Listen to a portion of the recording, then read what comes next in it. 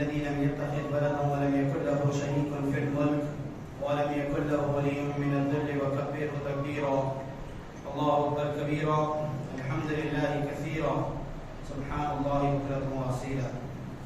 أعوذ بالله السميع العليم من الشيطان الرجيم. بسم الله الرحمن الرحيم. إني أرى في المنام أني أذبحك فانظر ماذا ترى قال يا أبت افعل ما تؤمر ستجدني إن شاء الله من الصابرين. صدق الله العظيم. حمد و ستائش اللہ رب العالمین کے لیے ہے، وہی سارے عالم کا خالق، مالک اور حاکم ہے. The creator, the sustainer, the originator, the lawgiver, the lawmaker اور absolute authority رکھنے والی ذات صرف اسی کی ہے. درود و سلام ہو نبی آخر الزمان حضرت سیدنا محمد مصطفیٰ صلی اللہ علیہ وسلم پر، جنہیں اللہ تعالیٰ نے قیامت تک آنے والے سارے انسانوں کے لیے آخری نبی اور آخری رسول بنا کر، the ultimate and final messenger بنا کر، ایک رول ماڈل، ایک اسوہ حسنہ دے کر انسانوں کی ہدایت کے لیے روانہ فرمائیں.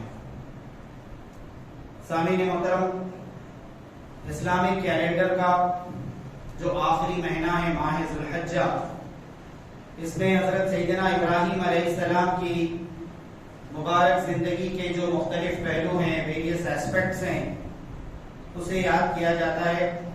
اور گزشتہ 4 جمعوں سے مسلسل اسی ٹاپک پر آپ کے سامنے کچھ باتیں رکھی گئی ہیں. اسی سلسلے کو، اسی کنٹینیوشن کے تحت علامہ اقبال کا ایک بہت مشہور شعر ہے جو آج کے اس جمعہ کے لیے منتخب کیا گیا ہے.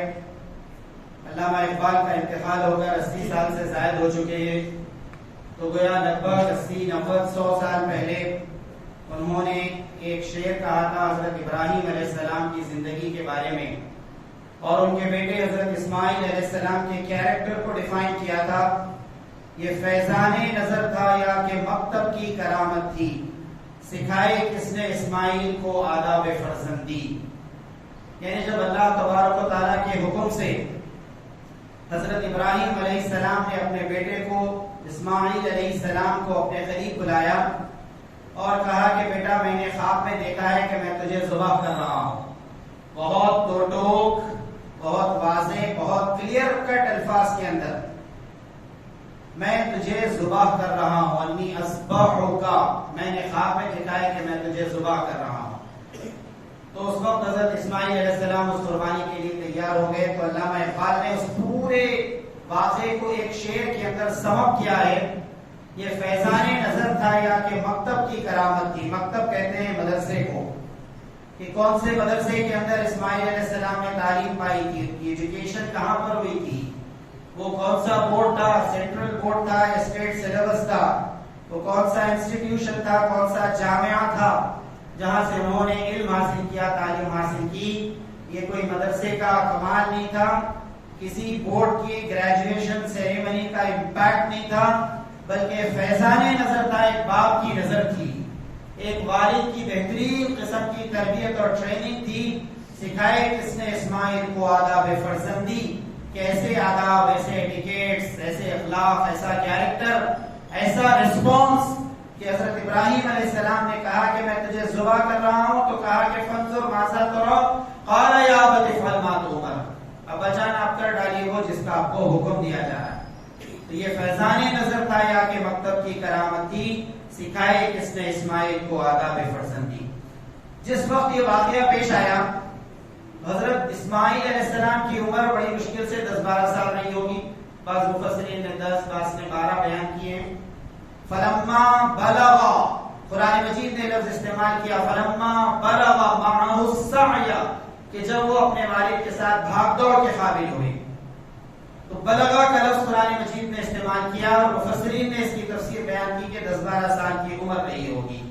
ان 10-12 سال کی عمر کے اندر اپنے بیٹے کی اس شاندار طریقے سے، اس بہترین طریقے سے ٹریننگ اور تربیت کر دی تھی حضرت ابراہیم علیہ السلام نے کہ انہیں اللہ تعالیٰ کی مرضیات کا، اللہ تعالیٰ کی پسند اور ناپسند کا علم حاصل ہو گیا. تو لوگ سوال کرتے ہیں کہ بچوں کی تربیت کب کی جائے، کس عمر میں اس کا آغاز کیا جائے. تو آپ دیکھتے ہیں کہ یہ بات بتائی گئی کہ حضرت ابراہیم علیہ السلام نے تربیت کا جو اہم ترین حصہ تھا، پروسیس تھا، وہ کمپلیٹ کر دیا تھا جبکہ ان کا بیٹا 10-12 سال کی عمر میں۔ عقیدے کی تعلیم، بیسک فیتھ اینڈ فنڈامنٹل بلیفز، اس کی تعلیم انہوں نے دے دی تھی، اور پھر اللہ تعالیٰ کو کیا چیزیں پسند ہیں اور کیا چیزیں ناپسند ہیں یہ بات انہوں نے سکھا دی تھی۔ اسی کا نتیجہ یہ ہوا کہ انہیں ایسا شاندار قسم کا رپلائی ملا کہ افعل ما تؤمر، ابا جان وہ کر ڈالیے جس کا آپ کو حکم دیا گیا ہے، جو آرڈر ہے اللہ تعالیٰ کا، جو اللہ تعالیٰ کی مرضی ہے، جس میں اللہ تعالیٰ کی خوشنودی ہے، وہ آپ کر ڈالیے۔ ستجدنی انشاءاللہ من الصابرین، اگر اللہ چاہے گا تو آپ مجھے صبر کرنے والوں میں سے پائیں، مجھے استقامت کا پہاڑ اور ایک اپنے موقف، اپنے اوپینین پر جمع ہوا ڈٹا ہوا پائیں۔ ایسا نہیں ہوگا کہ چاقو اور چھری دیکھ کر میں کنفیوز ہو جاؤں گا، ایسا نہیں ہوگا کہ موت کے خوف سے میں اٹھ کر بھاگ جاؤں گا، ایسا نہیں ہوگا کہ میرے آنکھوں کے سامنے اندھیرا چھا جائے گا۔ افعل ما تؤمر، کر ڈالیے وہ جس کا آپ کو حکم دیا ہے۔ تو بچپن سے ہی اولاد کی تربیت اور بہتر انداز سے تربیت، اسی لیے نبی کریم صلی اللہ علیہ وسلم نے اس بات کا حکم دیا کہ 7 سال کی عمر سے بچوں کو نماز کا پابند بنایا جائے اور 10 سال کی عمر میں سختی کی جائے اس نماز کے لیے، اور اس بات کی کوشش کی جائے کہ بچہ اس نماز کا پابند ہو جائے 10 سال کی عمر کو پہنچتے۔ پھر یہ تربیت اور ٹریننگ کا پروسیس کب تک کیا جائے؟ امریکہ میں لوگ کہتے ہیں، کینیڈا میں لوگ کہتے ہیں کہ بچہ 18 ایئرس کا ہو گیا اور وہ خود اپنی مرضی سے ڈیسائیڈ کرے گا کہ اسے کیا کرنا ہے، ہم اس کے معاملے میں انٹرفیئر نہیں ہوتے۔ بلکہ ایک صاحب جو US سٹیزن ہے، انڈیا سے جا کر وہاں انہوں نے شہریت حاصل کی، میں نے ان کے بیٹے کی خیریت پوچھی کہ آپ کا بیٹا کہاں ہے، تو وہ جواب نہیں دے سکے کہ وہ کہاں ہے۔ انہوں نے کہا کہ he has crossed 18 years، 18 سال کا ہو گیا، اس کے بعد کہاں گیا مجھے نہیں معلوم کہ وہ کدھر ہے۔ ساتھ میں 1 مرتبہ یا 2 مرتبہ اس کا فون آتا ہے، اور عید اور بقرعید کو نہیں آتا ہے اس کا فون، فادرز ڈے اور مدرز ڈے کو اس کا فون آتا ہے، اور خیریت ہوتی ہے اور کبھی پارسل سے گفٹ آ جاتا ہے۔ تو اس طرح کا معاملہ ویسٹرن کلچر کے اندر اڈاپٹ کیا جاتا ہے۔ قرآن مجید یہ کہتا ہے کہ یہ تربیت کا پروسیس والدین مرتے دم تک کریں گے۔ قرآن مجید نے سورہ بقرہ میں کہا وَوَصَّى بِهَا إِبْرَاهِيمُ بَنِيهِ وَيَعْقُوبُ يَا بَنِيَّ إِنَّ اللَّهَ اصْطَفَى لَكُمُ الدِّينَ فَلَا تَمُوتُنَّ إِلَّا وَأَنْتُمْ مُسْلِمُونَ۔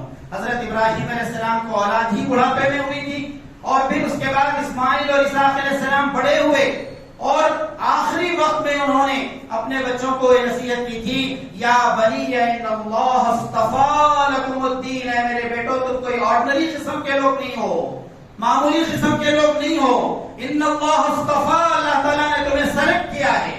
استفاء کا لفظ اسی سے بنا ہے مصطفیٰ، تمہیں منتخب کیا ہے اللہ تعالیٰ نے، چن لیا ہے، سلیکٹ کر لیا ہے، کس کام کے لیے؟ ان اللہ اصطفیٰ لکم الدین، اپنے دین کے کام کے لیے، سروس ٹو اسلام کے لیے اللہ تعالیٰ نے تم کو سلیکٹ کر لیا ہے۔ فلا تموتن الا وانتم مسلمون، تمہاری سب سے بڑی خواہش یہ ہونا چاہیے کہ تمہیں موت آئے تو ایمان اور اسلام کی حالت میں آئے۔ خواہشیں تو ہو سکتی ہیں اور بھی ہزاروں خواہشیں ایسی کہ ہر خواہش پہ دم نکلے، بہت نکلے میرے ارمان پھر بھی کم ہی نکلے۔ بہت سی خواہشیں، ارمان، آرزو، ایمبیشنز، وشز اور ڈیزائر ہو سکتے ہیں، لیکن سب سے ٹاپ موسٹ اور آخری خواہش ایک مسلمان کی یہ ہو کہ اس کا خاتمہ ایمان کی حالت میں ہو، اسلام کی حالت میں ہو، فرما برداری کی حالت میں ہو۔ اور یہ بات ممکن نہیں ہے کہ آدمی زندگی بھر عیاشیاں کرتے رہے اور مسجد کے اندر اسے موت آئے، زندگی بھر گندے کاموں میں مصروف رہے اور سجدے کی حالت میں موت آئے، یہ بات ممکن نہیں ہے۔ اسلامی شریعت میں بات بیان کی گئی کما تحیون تموتون، جیسی زندگی گزارو گے ویسی ہی موت تم کو آئے، جیسی زندگی گزارو گے ویسی ہی موت آئے۔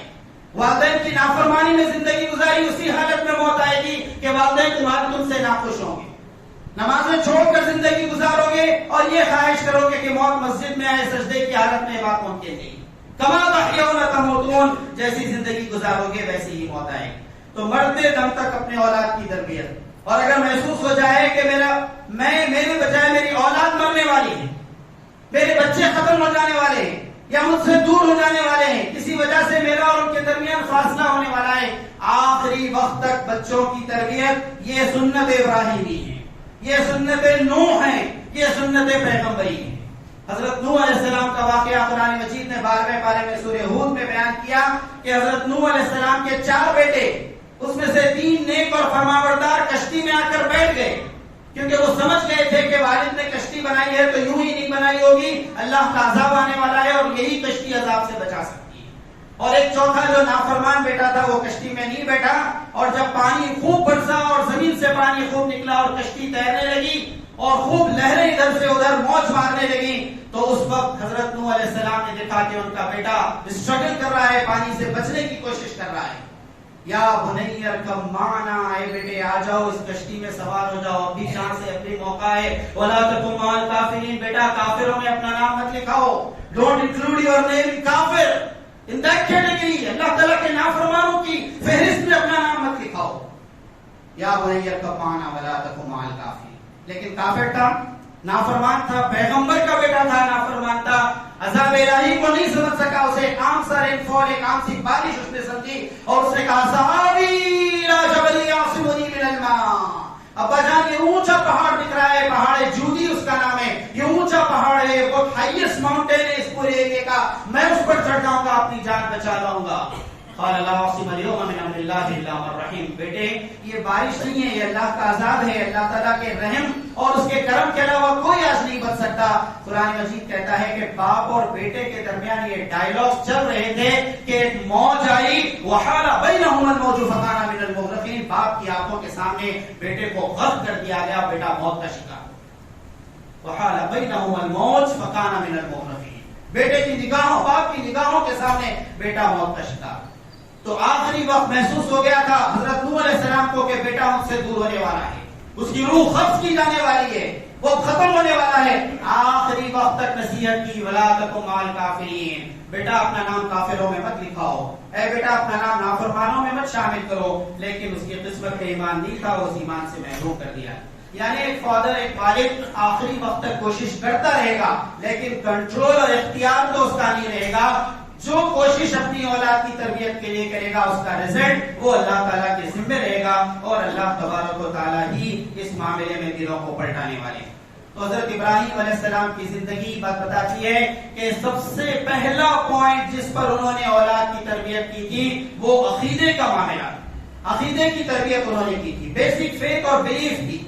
10-12 سال کی عمر کا ایک بچہ، اسے کہا جا رہا ہے انی ارا فی المنام، بیٹے میں نے خواب میں دیکھا ہے، تو اس وقت ان کا شعور، ان کا کانشیس، ان کا لیول آف انڈرسٹینڈنگ یہ تھی حضرت اسماعیل علیہ السلام کے کہ میرے باپ پیغمبر ہیں، پروفٹ اور میسنجر ہیں، وہ جو خواب دیکھیں گے وہ عام قسم کا خواب نہیں ہوگا، پیغمبروں کے خواب بھی وحی الہی کی شکل ہوں گے، it's a type of revelation from the creator, Allah کی طرف سے وحی کا یہ انتظام، یہ اتنا سمجھتے تھے حضرت اسماعیل علیہ السلام۔ اور پھر اس کے بعد انہوں نے کہا انشاءاللہ من الصابرین، ابا جان آپ کہہ رہے ہیں تو میں قربانی دینے تیار ہوں، یہ نہیں، اللہ چاہے گا تو آپ مجھے صبر کرنے والوں میں سے پائیں۔ تو اللہ تعالیٰ کی ذات، اس کی صفات، اس کے کمالات، اس کے اختیارات، اس کی اتھارٹیز، یہ ساری چیزوں کا علم حضرت ابراہیم علیہ السلام نے اس کم عمری میں اپنے بیٹے کو سکھا دیا تھا۔ اس عقیدے کی تربیت اپنی نئی جنریشن کی، اپنی اولاد کی کرنا، یہ دراصل سنت ابراہیمی، اور اگر یہ نہیں کریں گے تو اس کے نتیجے میں ہمارے گھر سے جو نئی جنریشن نکلے گی وہ اسلام بیزار ہوگی، ایتھسٹ ہوگی، ملحد ہوگی۔ چند دن پہلے ایک صاحب نے بہت شان سے یہ بات سنائی کہ میں نے اپنی 8 سالہ بچی کو عربی پڑھانے کے لیے ایک مولوی صاحب کو رکھا، استاد کو رکھا، اور اس نے ان مولوی صاحب سے ایسے بڑے بڑے خطرناک سوالات کیے کہ مولوی صاحب ایک ہفتے میں جاب چھوڑ کے چلے گئے۔ دین کے بارے میں، اسلام کے بارے میں ظاہر ہے کہ باپ کے جو خیالات تھے وہ بیٹی کے اندر منتقل ہوئے، اور وہ کافرانہ قسم کے، ملحدانہ، اور یہ کہ کمیونسٹ قسم کی سوچ، خدا بیزار قسم کی سوچ کہ دنیا خود بخود بن گئی ہے، خود بخود چل رہی ہے اور خود بخود ایک دن ختم ہو جائے گی، اس قسم کے خیالات بچے کے اندر پروان چڑھو، شان سے بتا رہے ہیں کہ وہ صاحب جاب چھوڑ کر چلے۔ تو عقیدے کی تربیت اپنی اولاد کی یہ بہت اہم ترین چیز ہے، اور حضرت ابراہیم علیہ السلام نے 10-12 سال کی عمر کے بچے کو اللہ تعالیٰ کی ذات کا بہترین تعارف کرا دیا تھا کہ ان کی زبان سے نکلا انشاءاللہ من الصابرین، ابا جان اگر اللہ چاہے گا تو آپ مجھے صبر کرنے والا پائیں۔ دوسری تربیت وہ اقدار اور ویلیوز کی تربیت۔ آپ کہتے ہیں میرا بیٹا محنتی ہے، ہارڈ ورکنگ کرنے والا ہے، تو یہ ویلیوز ہیں. میرا بیٹا ایماندار ہے، آنےسٹ ہے، جھوٹ نہیں بولتا، کبھی بے ایمانی نہیں کرتا، تو یہ ویلیوز کی تربیت ہے. میرا بیٹا بڑا پاک باز ہے، کبھی گندی جگہوں پہ نہیں جاتا، گندے کام نہیں کرتا، تو یہ ویلیوز کی تربیت ہے. اور یہ تربیت، یہ ٹریننگ اپنی اولاد کو دینا، یہ سنت ابراہیمی ہے. اللہ تعالیٰ کی مرضیات کیا ہے، کن چیزوں کو اللہ تعالیٰ چاہتے ہیں؟ ان اللہ یحب المحسنین، اللہ تعالیٰ نیک لوگوں کو پسند کرتے ہیں. ان اللہ یحب الذین یقاتلون فی سبیلہ، اپنی راہ میں جدوجہد کرنے والوں کو پسند کرتے ہیں. ان اللہ یحب المقسطین، انصاف اور جسٹس کے راستے پر چلنے والوں کو پسند کرتے ہیں. ان اللہ یحب التوابین، توبہ کرنے والوں سے اللہ تعالیٰ محبت کرتے ہیں. ان اللہ یحب المتطہرین، اللہ تبارک و تعالیٰ پاک رہنے والوں سے، کپڑے پاک، جسم پاک، ذہن پاک، خیالات پاک، فکر پاک، آئیڈیالوجی پاک، کیریکٹر پاک، نگاہیں پاک اور دل میں آنے والے خیالات پاکیزہ، ایسے لوگوں سے اللہ تعالیٰ محبت کرتے ہیں. تو یہ مرضیات کا علم اپنی بچوں کو، اپنی اولاد کو، اپنے بچوں کو سکھانا ضروری ہے. پھر اللہ تعالیٰ کن چیزوں کو ناپسند کرتے ہیں؟ بچے بڑے فخر سے کہتے ہیں بعض وقت کہ میں ایگزام میں پڑھ کے نہیں گیا تھا، لیکن اتفاق سے بازو جو بچہ بیٹھا وہ بڑا جینیس اسٹوڈنٹ تھا، آدھا پیپر میں نے کاپی کر لیا اور اس سے زیادہ مارکس میں نے لائے. قرآن مجید کہتا ہے ان اللہ لا يحب الخائنین، خیانت کرنے والوں کو اللہ تعالیٰ نہیں پسند. کرپٹ لوگوں کو، کرپشن کے راستے پر چلنے والوں کو اللہ تعالیٰ نہیں پسند کر. فساد پھیلانے والوں کو اللہ تبارک و تعالیٰ نہیں پسند کر. ان اللہ لا يحب الظالمین، ظالموں کو اللہ تعالیٰ پسند نہیں کر. ان اللہ لا يحب الفرحین، اکڑ اور غرور، فرح، یہ لفظ ہے دوسروں پر اپنی سپیریورٹی جتانا، یہ بچے اللہ تعالیٰ کو نہیں پسند. یہ کیا پرانے زمانے کا سیمسنگ فون یوز کر رہے ہو؟ میں تو آئی فون یوز کر رہا ہوں، میں تو ون پلس بالکل لیٹسٹ ماڈل 1.5 لاکھ روپے کا فون یہ میں استعمال کر رہا ہوں. یہ کیا پرانی کھٹارا گاڑی میں پھر رہے ہو؟ میں برانڈ نیو گاڑی میں پھر رہا ہوں. یہ پرانے فیشن کے کپڑے کالج کو کیسے پہن کے آ گئے؟ یہ لیٹسٹ فیشن ہے جو ابھی بالی ووڈ سے ہوتا ہوا ٹالی ووڈ پہنچا اور تیسرا اسٹاپ اس کا میرا گھر ہی ہے، وہیں پہنچا. تو یہ فرحین، فخر جتانا، مال، دولت، صورت، شکل، ٹیلنٹس، ہینڈ رائٹنگ، جینیس، کسی بھی بنیاد پر فخر جتائے، دوسروں کو اپنے سے بہتر سمجھے. ان اللہ لا يحب الفرحین، اللہ تعالیٰ اسے خود پسند کو، اپنی زبان سے تعریف کرنے والوں کو ہرگز پسند نہیں. تو یہ اللہ تعالیٰ کی مرضیات کیا ہیں، کون سی چیزوں کو اللہ تعالیٰ پسند کرتا ہے، کون سی چیزیں اس کو ناپسند ہے، اس کا علم حضرت ابراہیم علیہ السلام نے بہترین طریقے سے دے دیا تھا. اور اسماعیل علیہ السلام 10-12 سال کی عمر میں سمجھتے تھے کہ اگر میں اللہ تعالیٰ کی راہ میں اپنی جان قربان کرنے کے لیے تیار ہو جاؤں تو یہ عمل اللہ تعالیٰ کو پسند آئے گا اور اس کے لیے وہ تیار ہو گئے. تیسرا جو ایسپیکٹ ہے، تیسرا جو پوائنٹ ہے جس کی تربیت ہمیں کرنا ہے سنت ابراہیمی کی روشنی میں، وہ یہ ہے کہ انسانیت اور انسانیت کی خدمت اور انسانیت کے لیے بھاگ دوڑ اور جدوجہد. اپنی بیوی حضرت ہاجرہ اور اپنے کم عمر بچے حضرت اسماعیل علیہ السلام کو لے جا کر ایک ریگستان کے اندر جہاں زندگی کے کوئی آثار نہیں تھے وہاں بسا لیا. غیر ذی زرع عند بیتک المحرم ربنا لیقیموا الصلاۃ، قرآن مجید نے پورا سین بیان کیا. اور تیار ہو گئے. نیک بیوی تھی، فرما بردار بیٹا تھا، اس ویران علاقے میں رہنے کے لیے تیار ہو گئے. اسماعیل علیہ السلام کو لے جا کر مکے میں اور اسحاق علیہ السلام کو لے جا کر فلسطین میں بسا دیا. اپنے باپ کی محبت والی نگاہوں سے دور رہنے کے لیے تیار ہو.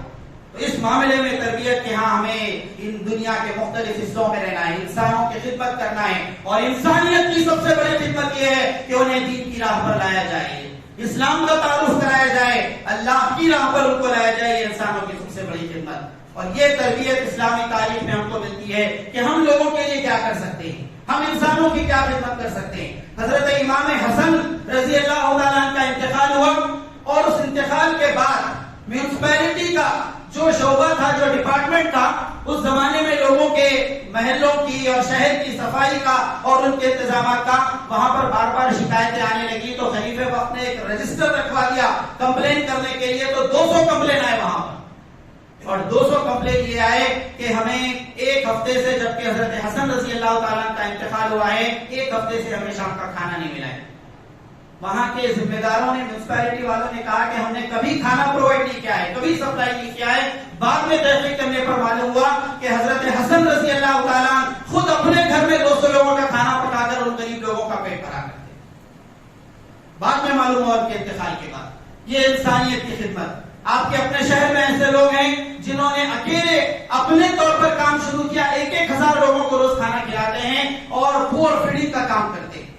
تو یہ انسانوں کی خدمت، انسانوں کے لیے اپنی ذات کی، اپنی خواہشات کی قربانی دینا، یہ جو تیسرا ایسپیکٹ تھا وہ حضرت ابراہیم علیہ السلام کی زندگی سے ہم کو ملتا ہے۔ اور آخری جو پہلو تھا وہ عبادات کا معاملہ تھا کہ اپنی اولاد کو اللہ تعالیٰ کی عبادت اور اس کی بندگی کے لیے وقف کرنا، سسٹم آف ورشپ کو اسٹیبلش کرنا۔